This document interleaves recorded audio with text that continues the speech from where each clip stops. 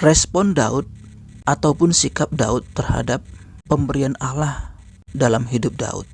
Renungan firman Tuhan dalam KTB Minggu 27 Februari 2022. Ayat firman Tuhan 2 Samuel 7 ayat 18. Lalu masuklah Raja Daud ke dalam, kemudian duduklah ia di hadapan Tuhan sambil berkata, "Siapakah aku ini ya Tuhan Allah, dan siapakah keluargaku, sehingga Engkau membawa aku sampai sedemikian ini?" Saudara yang terkasih, setelah Daud menjadi raja atas Israel dan Yehuda, Tuhan berpesan kepada Daud melalui Nabi Natan. Pada waktu itu, Daud sebelumnya sudah berencana untuk membangun tempat khusus untuk tabut Allah, supaya tabut Allah tidak lagi ditempatkan di dalam tenda. 2 Samuel 7 ayat 2. Waktu itu Daud setelah menjadi raja, dia memikirkan tempat Allah berdiam. Tabut Allah dalam perjanjian lama adalah lambang kehadiran Allah. Setelah Daud mendapatkan berkat yang besar, yaitu menjadi raja, Daud tidak melupakan kehadiran Allah dalam hidupnya. Saudara yang terkasih, ini menjadi perenungan bagi kita. Apakah kita masih tetap memikirkan Allah hadir dalam hidup saudara setelah menerima berkat dari Tuhan? Bagi Daud, setelah posisi sebagai raja dianugerahkan kepada Daud, dia tidak menyombongkan dirinya. Daud tidak lupa kepada Allah yang sudah memberkatinya. Dia tidak hanya sebatas bersyukur, tetapi yang lebih utama yaitu kehadiran Allah lebih dipikirkan dan diutamakan Daud. Bagaimana dengan kita? Mungkin kita tidak lupa bersyukur atas berkat-berkat dari Tuhan. Tetapi apakah kehadiran Allah masih kita utamakan? Apakah kehadiran Allah masih kita pikirkan? Ini hal pertama kita lihat dari ucapan syukur Daud. Hal yang kedua, isi pesan Allah kepada Daud melalui Nabi Natan adalah 2 Samuel 7 ayat 12-16. Demikian firman Tuhan. "Apabila umurmu sudah genap dan engkau telah mendapat perhentian bersama-sama dengan nenek moyangmu, maka aku akan membangkitkan keturunanmu yang kemudian, anak kandungmu, dan aku akan mengokohkan kerajaannya. Dialah yang akan mendirikan rumah bagi namaku, dan aku akan mengokohkan tahta kerajaannya untuk selama-lamanya." Ayat 14. "Aku akan menjadi bapanya, dan ia akan menjadi anakku. Apabila ia melakukan kesalahan, maka aku akan menghukum dia dengan rotan yang dipakai orang dan dengan pukulan yang diberikan anak-anak manusia. Tetapi kasih setiaku tidak akan hilang daripadanya, seperti yang kuhilangkan daripada Saul yang telah kujauhkan dari hadapanmu. Keluarga dan kerajaanmu akan kokoh untuk selama-lamanya di hadapanku. Tahtamu akan kokoh untuk selama-lamanya." Demikian pesan Allah kepada Daud melalui Nabi Natan.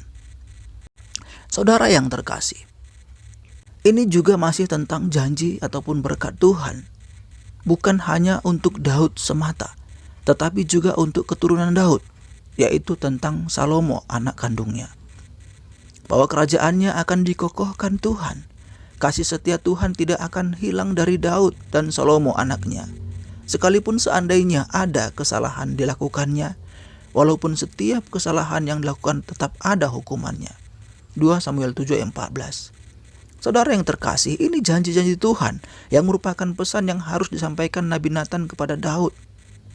Janji-janji yang cukup besar, janji-janji yang banyak bagi Daud. Itulah sebabnya Daud masuk ke dalam tenda tempat tabut Tuhan berada. Dalam 2 Samuel 7 ayat 18. Daud masuk ke dalam tenda dan duduk di depan tabut Allah di hadapan Tuhan. Sekali lagi Tuhan ingin kita belajar dari Daud lewat masuknya Daud ke dalam tenda tempat Allah hadir. Dan ini menjadi pertanyaan dari Tuhan kepada kita. Apakah kita memberi waktu atau menghususkan waktu untuk masuk ke dalam hadirat Tuhan? Masihkah saudara? Masihkah hai kaum ibu? Masihkah hai kaum bapak? Ini bukan tentang waktu beribadah dan bersekutu di gereja, tetapi tentang persekutuan pribadi kita dengan Tuhan.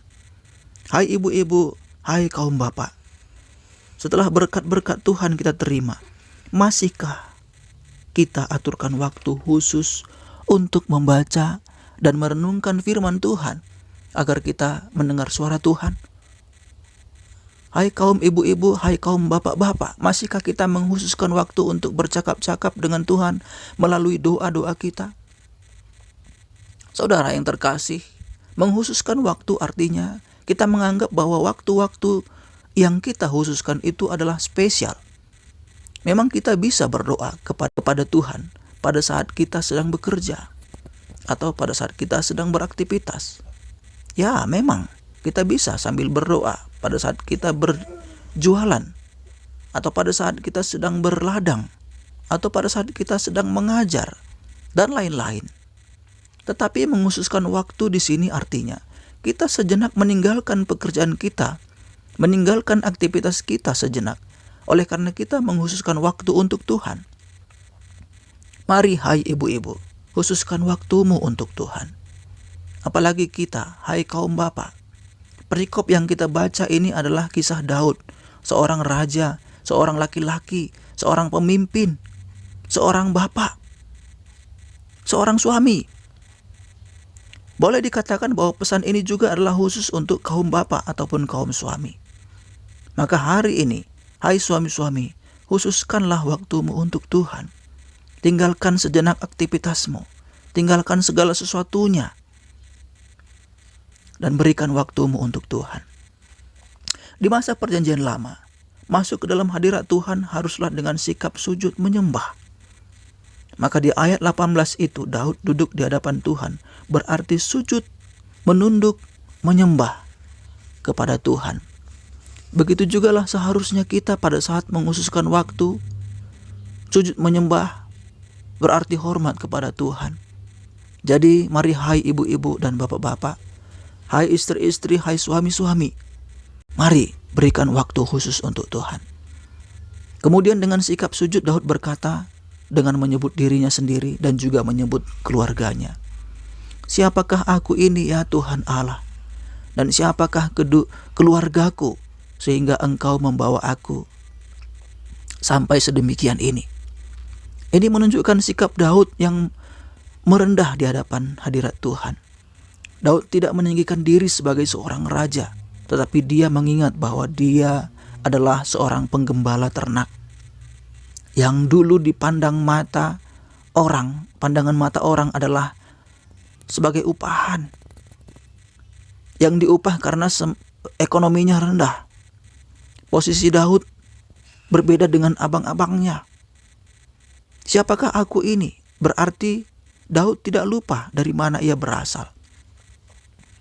Dan siapakah keluargaku? Berarti bahwa bapaknya Daud bukanlah orang yang kaya, bukanlah orang yang terpandang karena punya pengaruh besar. Tidak. Lalu jika dibanding dengan abang-abangnya, Daud bukanlah sosok laki-laki yang postur tubuhnya gagah. Daud bukanlah prajurit yang gagah perkasa. Sebaliknya Daud adalah adik bungsu, anak yang dimanja bapaknya, kemungkinan. Tetapi Tuhan izinkan menjadi raja. Siapakah aku ini ya Tuhan Allah? Daud memiliki kerendahan hati yang luar biasa, saudara yang dikasihi Tuhan. Bukan hanya di hadapan Saul mertuanya, tetapi juga di hadapan Tuhan. Tidak ada kesombongan dalam diri Daud. Berbeda dengan abang-abangnya waktu Daud masuk ke dalam sekawanan tentara-tentara Saul untuk mengantarkan perbekalan karena kepada abang-abangnya. Daud direndahkan abang-abangnya. Abang-abangnya yang adalah tentara-tentara perangnya Saul menyombongkan diri dan memandang rendah Daud. Tetapi seperti firman Tuhan berkata, barang siapa meninggikan dirinya akan direndahkan. Barang siapa merendahkan dirinya akan ditinggikan. Itulah yang terjadi dalam hidup Daud. Daud merendah di hadapan Tuhan sehingga ia ditinggikan Tuhan. Sebaliknya abang-abangnya meninggikan dirinya, direndahkan Tuhan. Daud menjadi raja atas abang-abangnya. Bagaimana dengan kita hari ini, saudara yang dikasihi Tuhan? Meninggikan dirikah? Menyombongkan dirikah setelah berkat-berkat Tuhan diberikan kepada saudara? Setelah berhasil dalam banyak hal, ekonomi membaik, pekerjaan membaik, mungkin posisi juga membaik. Adakah sikap merendah kepada Tuhan atau meninggikan diri? Adakah kita berkata, siapakah aku ini ya Tuhan? Renungkanlah Bapak Ibu Saudara yang dikasihi Tuhan. Merendah bukan berarti kita hina, kecil. Tidak. Tetapi di balik kita merendah, Tuhan akan meninggikan kita. Dari semua hal yang kita dapat di atas, kita bisa melihat bahwa pengaruh Daud sangat menentukan bagi keluarganya dan keturunannya. Semua sikap Daud yang sudah kita mengerti tadi sangat menentukan untuk anak-anaknya ke depan. Itu berarti apa yang menjadi keputusan kita hari ini sebagai kaum bapak menentukan kerohanian dan iman keluarganya, iman istri dan iman anak-anaknya.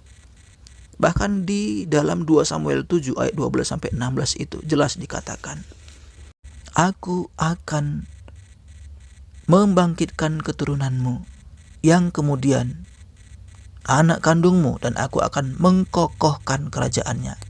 Dialah yang akan mendirikan rumah bagi namaku, dan aku akan mengkokohkan tahta kerajaannya untuk selama-lamanya. Aku akan menjadi bapanya dan ia akan menjadi anakku. Apabila ia melakukan kesalahan, maka aku akan menghukum dia dengan rotan yang dipakai orang dan dengan pukulan yang diberikan anak-anak manusia. Tetapi kasih setiaku tidak akan hilang daripadanya, seperti yang kuhilangkan daripada Saul yang telah kujauhkan dari hadapanmu. Keluarga dan kerajaanmu akan kokoh untuk selama-lamanya di hadapanku. Tahtamu akan kokoh untuk selama-lamanya. Saudara yang dikasihi Tuhan, itu menentukan juga bagi kokohnya tahta kerajaan Daud dan Salomo kelak. Ditentukan oleh pengaruh Daud, seorang suami, seorang bapak, seorang pemimpin. Jadi mari hai kaum bapak, mari kita belajar dari Daud, dari sikap Daud. Kaum ibu, apa yang menjadi posisi saudara? Tolonglah suamimu yang menjadi pemimpin dalam rumah tanggamu, yang menjadi bapak untuk anak-anakmu. Karena peran yang dilakukan oleh suamimu akan menentukan bagaimana iman dari anak-anakmu kelak. Iman dan kerohanian seisi keluarga saudara ditentukan oleh kaum suami, kaum bapak. Bahkan bagaimana nanti kokohnya kehidupan kerohanian anak-anak, cucu-cucu juga ditentukan oleh kaum bapak, kaum orang tua. Hari ini saudara yang dikasihi Tuhan, dari firman Tuhan yang kita renungkan, perlu kita melihat kepada satu hal penting. Apa yang kita wariskan untuk generasi kita? Hartakah? Boleh, silakan. Kalau ada. Kalau tidak ada, apa yang saudara wariskan? Wariskanlah iman kepada Tuhan. Wariskanlah kesetiaan kepada Tuhan. Wariskanlah kerendahan hati kepada Tuhan Yesus. Itulah warisan yang penting, yang paling berharga dari emas, bahkan barang-barang yang lebih berharga di muka bumi ini. Ini yang menjadi perenungan kita dalam kelompok tumbuh bersama KTB kita hari ini. Kiranya Tuhan memberkati. Kita berdoa. Bapa di dalam surga, kami bersyukur. Siapakah aku ini, ya Tuhan Allah?